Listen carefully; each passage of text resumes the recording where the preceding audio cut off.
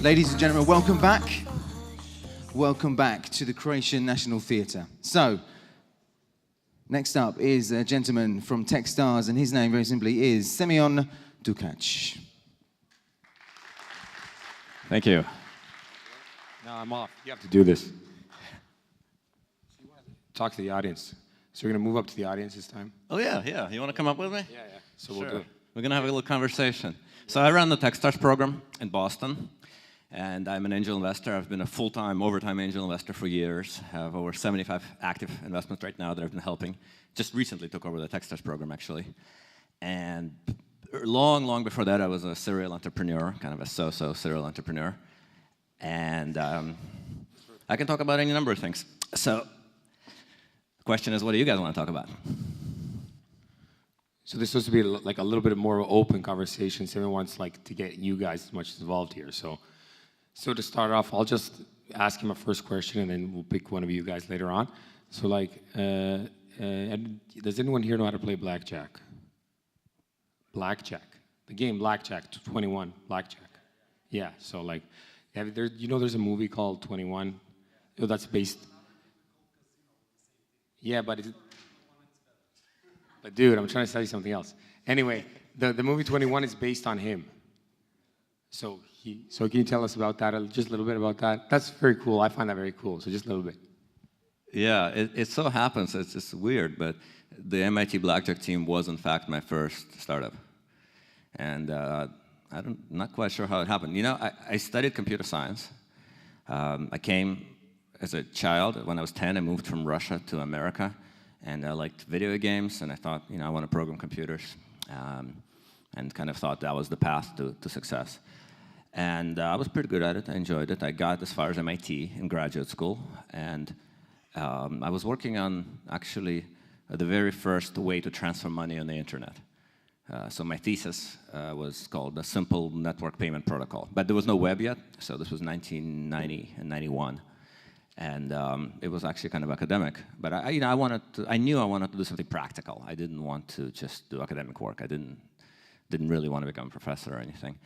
And then I was kind of thinking about that stuff and working on this payment protocol. And one day I just saw a poster on the wall that the MIT Blackjack team was looking for new members, which got my attention because I had read about this. I knew, from reading a book in the past, that it's possible, but I've never played cards. I didn't know the names of the suits or anything. I've never in my life played cards. I had no interest in that.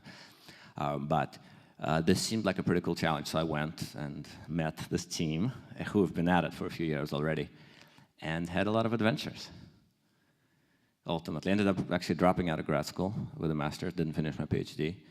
And we learned to play. It was very quantitative. It was really hard work. We simulated everything with software, and then we would go do it in the casino. And we'd practice before every single time we went. We'd have to repeat and rehearse everything. And we tried to model, one of the advantages we had, one of the reasons we succeeded at this and most other people failed was that we actually modeled the errors that you would make. So instead of just trying to write a program predicting how much you would win or lose if certain things happened, we actually tried to predict what kind of mistakes you'll make. So we would test people, we would put them under a lot of stress, and watch and actually calculate average standard deviations of numbers of errors of various kinds. And that worked pretty well. So I learned to play, I learned to act a little bit because you get kicked out a lot, so you had to act. It was all legal what we did, but the casinos didn't like it. And so I had to learn to act. And then after I got really well known and couldn't play much anymore, I ended up actually organizing my own team. So we split. We had 2 teams at MIT, and I ran one of the 2 groups. It did well. We won a few $1 million and had a lot of fun. But at the end of the day, I found it actually really pointless. I got really tired. At first, it was kind of fun. We were smart. We could outsmart these casinos that were supposed to be really hard to beat. And they weren't very nice as an industry. We didn't like them. They were the enemy basically, and we had a team, so we were us against them. It was a fun feeling in that regard. And we had a lot of trust in the team, so I learned a little bit about how to build cultures and teams with a lot of trust because we had to trust each other completely.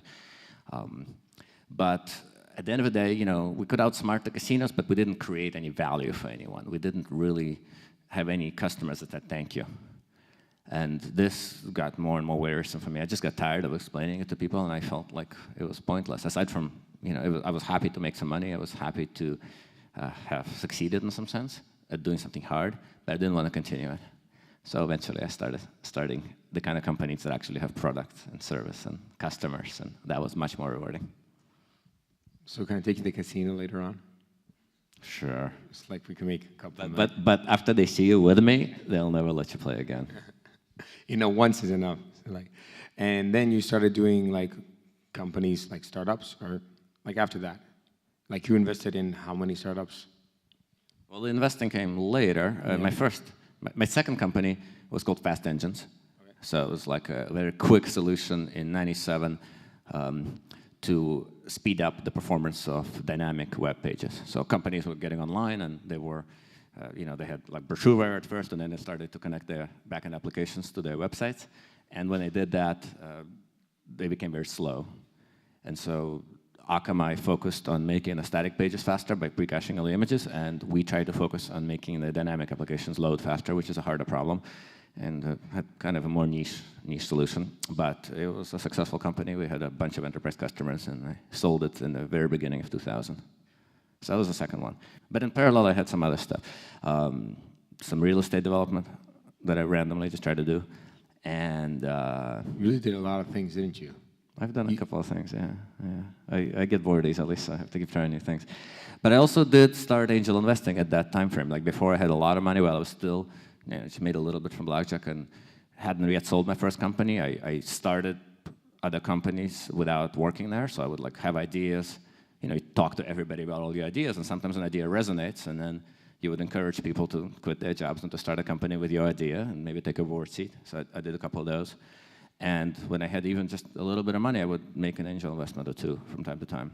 And many years later, when that became my full-time thing, I still, like the most valuable ones have been the ones from the beginning, because it actually takes 10 to 15 years to build anything really valuable, usually. 10 to 15 years?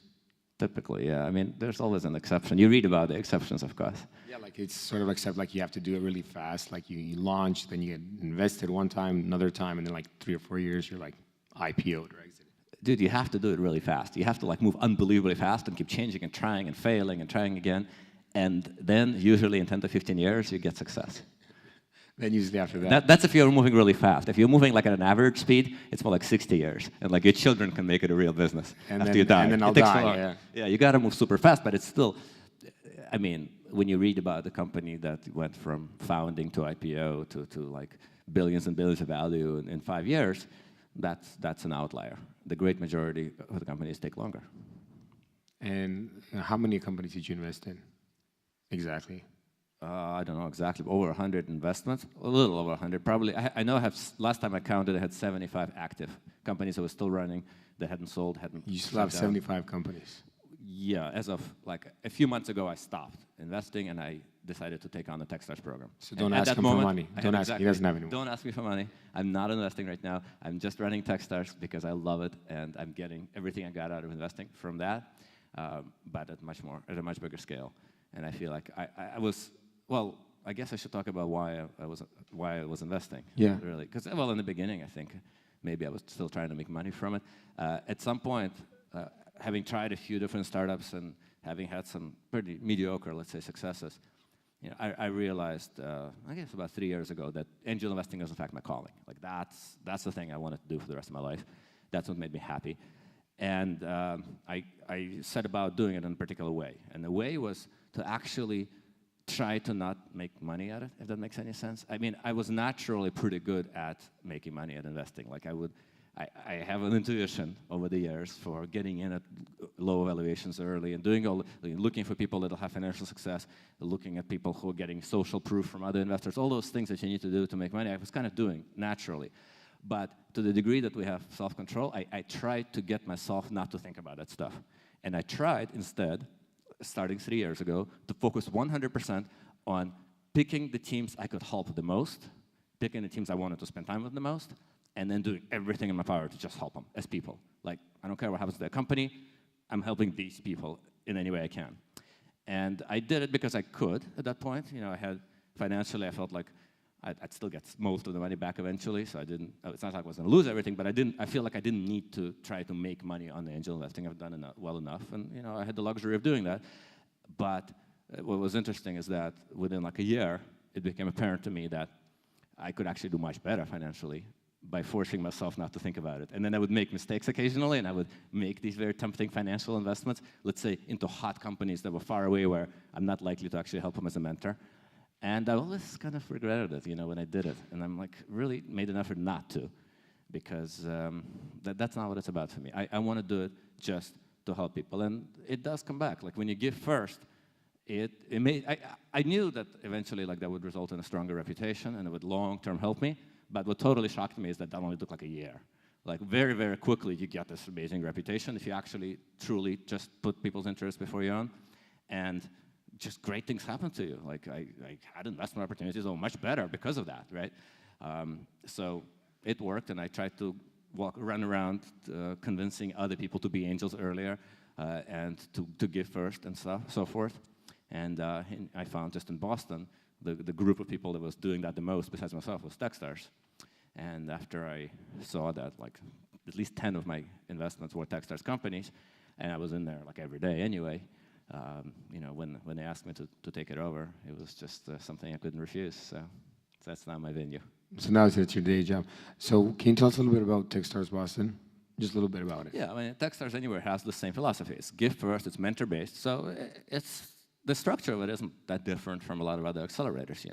It's a 3-month program, take some equity, and there's a little bit of money put in, and a lot of mentoring. So we get 100 mentors, and we take about 12 companies, and we bombard you with mentor madness, where your head spins and you get kind of broken up a little bit and then rebuilt. And the idea is to discover something, a path forward that's more scalable, and eliminate some risk during the program, show some early product market fit, and then come out at the demo day and raise a bunch more money, which TechStars have been effective at it. But I think at the end of the day, what makes the really strong accelerators like TechStars and Y Combinator unique isn't, I don't think, their particular structure. It's actually just the people that participate. It's specifically the mentors and the teams. And so we do TechStars in Boston at least, and in a few other places does have kind of a big head start in terms of we've had the best teams last time, so all the best mentors want to mentor there, so all the investors want to look at our companies kind of with a lot more attention, and we're able to get them to look at the same time, which creates much better fundraising environment for the startups. So it's just like a virtuous circle that continues. That's all. So what is your now? What do you do exactly in Boston in TechStars? So is your job just to pick out the teams, or do you mentor them actively now? Or well, I'm the managing director of the program. So in at TechStars, each managing director has a lot of independence. I mean, I basically have control over how the program is run, and so it's all aspects of it during the 3 months. It's a everyday, long days, 12 teams in the same room all day long. So and in a very trusting environment. We have just a huge amount of trust internally. We share our failings and things that go wrong and stuff about other people that we know is not going to leave the room.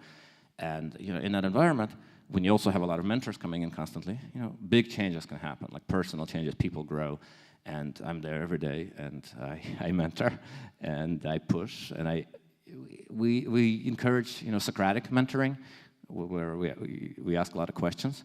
And at the end of the day, it's always their company. There's no control of any sort. I mean, obviously, maybe it's not obvious, but the founders that are in one of these programs, they do whatever the hell they want. There's no mandatory anything in there. But it ends up being very interventionist. And my own mentoring, I would say, during the program is less Socratic than when I was just an outside mentor coming in.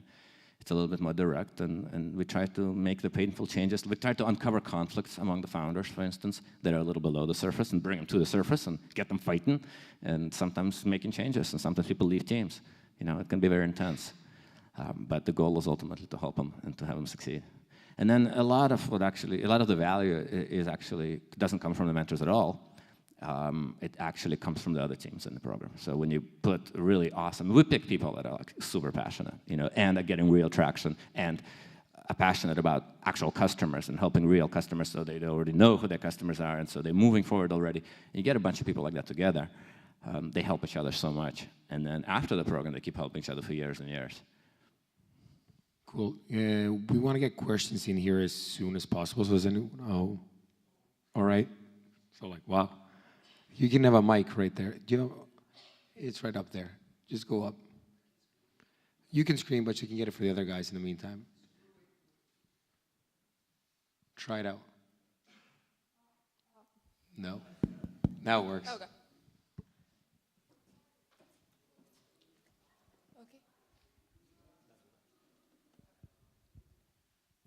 Thank you. Hi, I'm Nikolai from BridgeMe. I wanted to know, could you compare a little bit the markets in Asia, North America, and Europe, how they differ from each other? You mean the markets for starting a company or markets? Yeah, like for startups and in general, like different mindsets and different cultures, how that affects economy. Well, I think a lot has been said about that. I mean, obviously, the mindset in the US allows failure a lot more than in Europe, which is critical, right? People are more comfortable going out there and risking and trying and not being judged. You know, you could fail and people will respect you and give you another shot.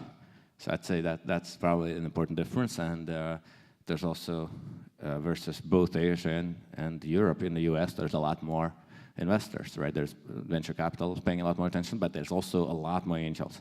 So it's a huge challenge, I think, in much of Europe to convince even people who've sold their companies and people who've made a lot of money. It's really hard to convince them to invest in another startup instead of like buying a Ferrari. You know, they tend to buy the boats and the cars, and that's unfortunate because the boats and the cars actually do not make them happy. But becoming angel investors, where they help someone else and they mentor them and they invest in them, it makes them happy, and they need to understand that.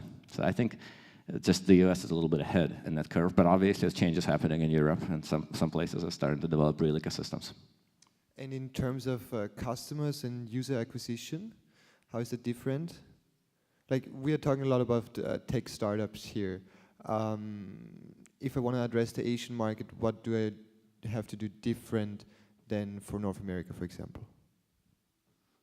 I never think about it in such general terms. You know, I'm not like a research analyst that covers a whole field. I look at a startup and I pick, for me to help a startup, I pick a startup where I care about the founders and I have a personal human relationship with them and I just care about them. And the founders in turn must care about their customers. So they have to understand who their customers are, either personally know some or have a good model of what they're like, and they have to really care. And when your degree of success with acquisition is actually very closely tied to your degree of empathy for their problems. So in other words, the startup is doing it for the right reason, which is ultimately to do something for their customers, not to get the customers for themselves, but to do something for the customers that the customers need. They're the ones that want to succeed. It's easier to solve stuff that really works when you believe it works, and when you're not indifferent, but you're empathetic. You really, you want it to work. And I think in some of the best startups that I've met, I know that if a competitor of theirs does the same thing cheaper and better and wins, and their customers get the solution even cheaper, like they'll be okay with that. It won't be their number one choice, but they would much rather have that happen than the solution not get developed at all, if that makes any sense. Not really, but it's okay, we chat later. Hi, I'm David. I have the following questions. You were talking about moving fast and so on in the beginning. So every young company and every new product has to find and adopt to the way how to get new users, customers. And I want to know if you have an advice how to detect the right way to get to the users. To get specific users and so on. It's another really vague question. Do you have a startup? Yeah. What kind of users are you trying to get and why? I'm trying to change a business that is very slow at the moment, and I have two types of users. Ones are producers, like video producers, and the other ones are talents and owners of different locations and properties. And each of them needs a specific type of acquisition, and I wanna find the perfect way how to adapt to that situation. So you have two different. Is it a two-sided marketplace where you have to have both? Yes. Yeah, those are the hardest. Yeah, Those are always the hardest to start. It. Yeah, and the reason is that it's terrible to have two kinds of users. Like ideally, if at all possible, have one kind of user that you understand really, really, really well. You know, don't go for the huge market. Just because some VC tells you they want to invest in a big market, you don't want to start with a big market. You want to start with a tightly defined, well-understood market where you know the path to your user and do everything you can to acquire that one type. In a two-sided marketplace, that's impossible.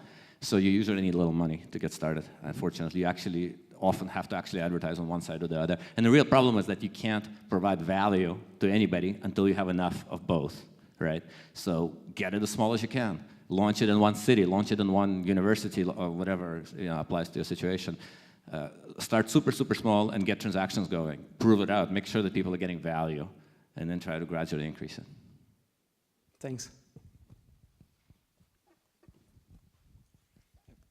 Hi, I'm founder of Soundscriber, which is a public voice messenger. It's easily described as the audio Twitter, and we would definitely love to apply to the TechStars.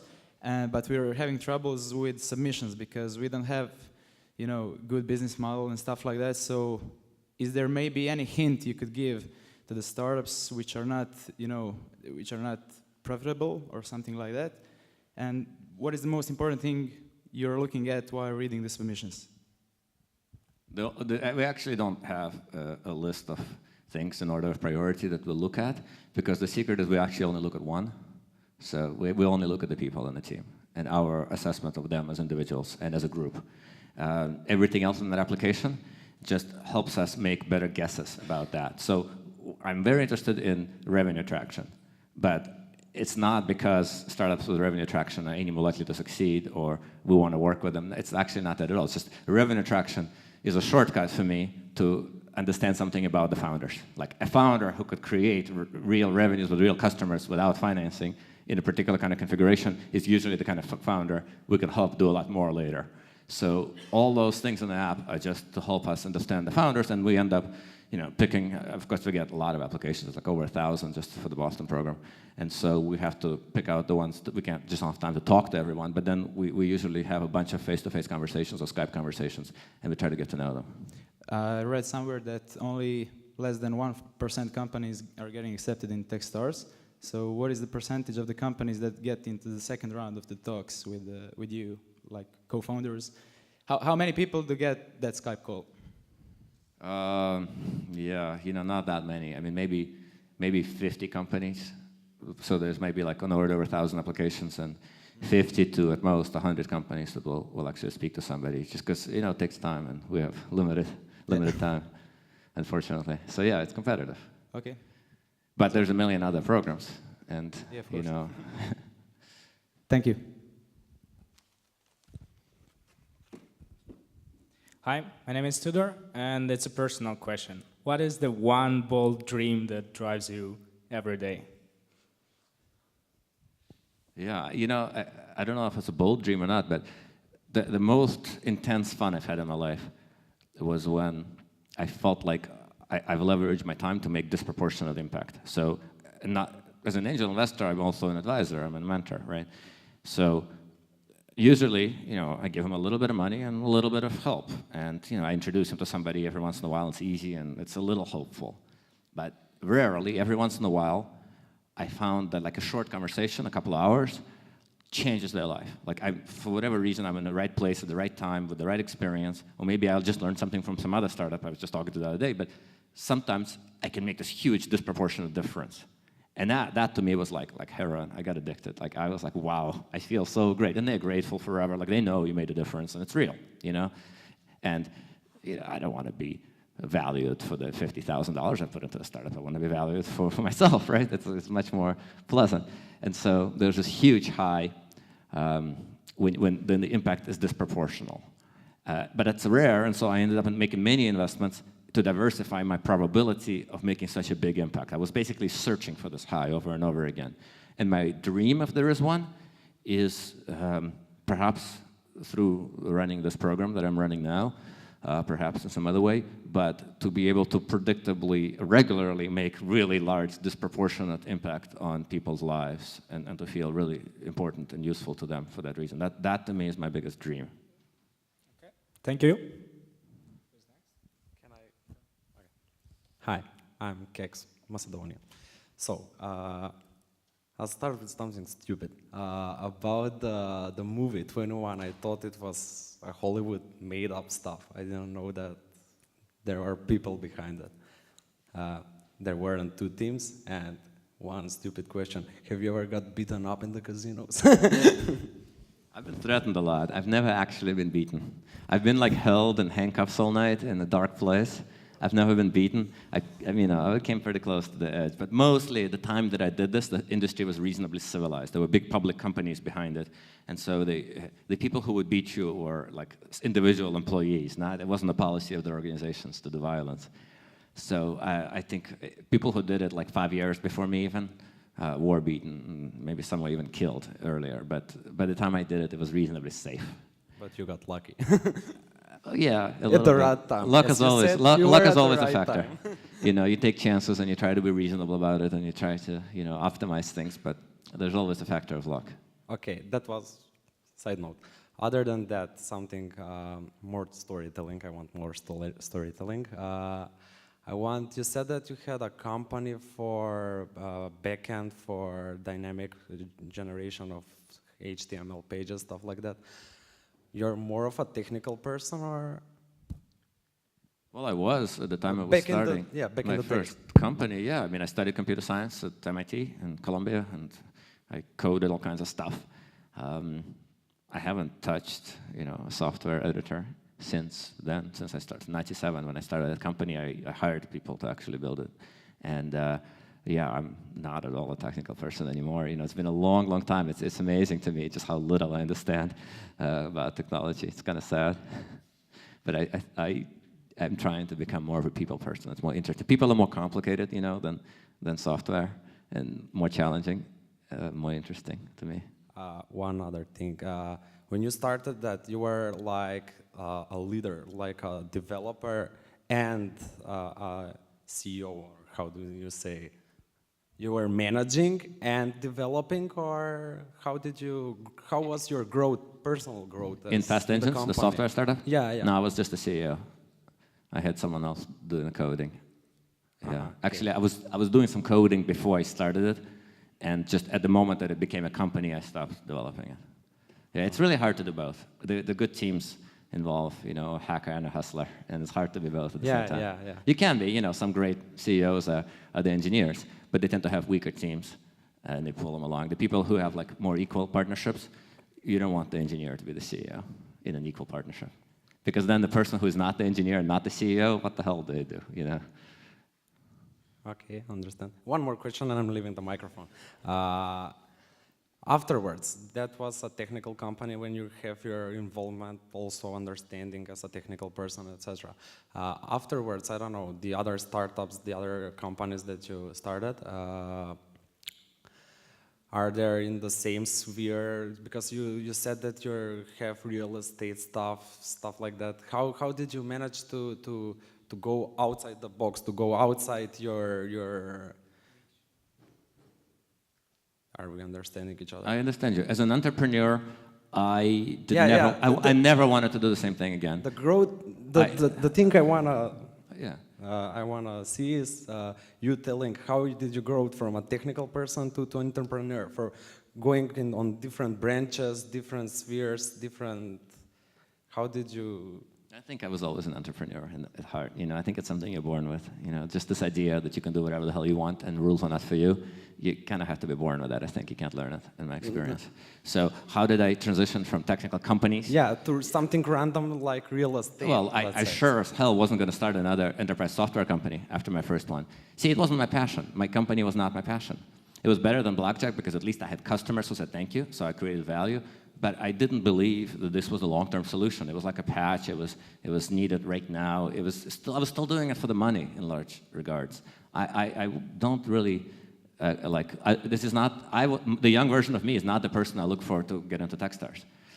It's not. I wasn't consumed by a lifelong passion to solve some big problem. So I was bored of enterprise software. I didn't like it. It wasn't very exciting. I sure as hell wasn't going to start another enterprise software company. I started an online dating company. I started a gaming dating. It was like a dating game. It failed miserably. I started a company that, had like bright displays on top of taxis that displayed different information in different places. Actually started that while I still had fast engines, one of these board seat kind of starting, and that company raised a lot of money and eventually failed in the 2008 recession. And then, I've had some others that did better. I ended up, actually, the thing that that gave me a chance to do a lot of angel investing, the thing that I made the most money from was an early investment called SMTP, which was just email delivery. It was like the first company that did like SendGrid, like email delivery. And then I ran another company called AccuRev. I ended up acquiring that one, reversing the acquisition, ended up having a very big stake in it. And then years later, it went public, and it's paying dividends now. And so that's actually like my biggest exit as an investor. It's called SMTP. But as an entrepreneur, it just, to me, it was natural. Like, of course I'm going to do non-technical things. I just want to do something I haven't done before. I mean, I did it for fun, right? Maybe this is the flip side of that. I'm Tom, by the way. In TechStars, how many of the founders or co-founders are of a non-technical background, and how important is it, even if you're not doing it now, that you studied computer science? And for those here who didn't study computer science, how hard is it to to go into the tech space and start companies, et cetera, et cetera? Well, I'd say in most of the companies that are really successful, not all founders know anything technical like computer science. It's really good to have somebody who can build stuff and somebody who can communicate and tell stories and sell anything to anybody, as the CEO generally. So you don't have to have a computer science background, plus not every, I guess, well, these days almost everything involves some programming, it's true. No matter what kind of physical hardware device you build, you're probably going to have an app controlling it or whatnot. But no, we have companies applying to TechStars that have nothing to do with software still, sometimes. And I'm totally fine with that. I mean, I have no special predisposition towards software things. You have to have the skills. You have to be able to solve a problem one way or another. You have to either learn them or have them.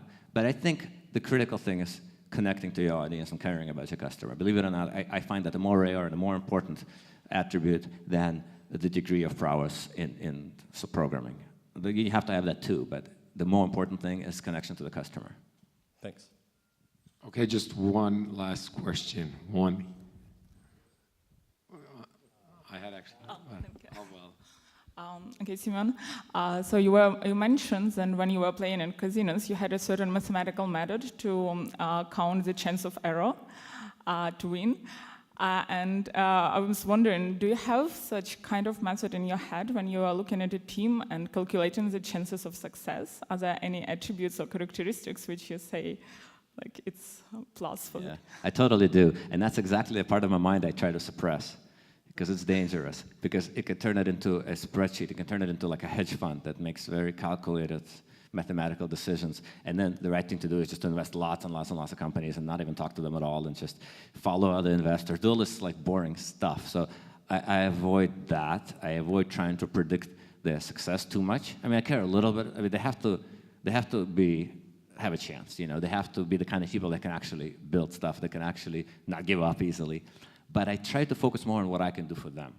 If I'm an angel, like, is this a team I'm going to want to help and I'm going to be able to help? Are they going to listen and am I going to have something to say? And if now that it's TechStars, is it a good fit for our program? Can we double or triple their value in 3 months? We take 6% of a company. I'm not going to ask someone to give up 6% of the company if we increase their value by 10%. We have to be sure that we can double or triple the value. And so I think I force myself to think more about how much we can help than whether they're going to succeed. So there is 1 minute, and then it's done, no more. So probably frighten you a little bit. I'm from Technology Transfer Office. Patents? I'm terrified. I'm just wondering, how do you see a role of formal educational system and public research organizations in this new kind of way of doing stuff? Well, the Technology Transfer Office is a critical component of an institution of higher learning, because it is your job to make sure that all that crap gets out of the way so that people can actually start companies. So your office is critically important, because without it, the rest of the giant university will in fact stifle all innovation. So you have to let them have the IP so they can go and do whatever they want. It's a very important role. Yeah, okay, thank you. All right, Perfect people. answer. He feels important now. A round of applause for our question asker. We're done. All right. Time's up, but you have to sit up there now. You're not leaving the stage.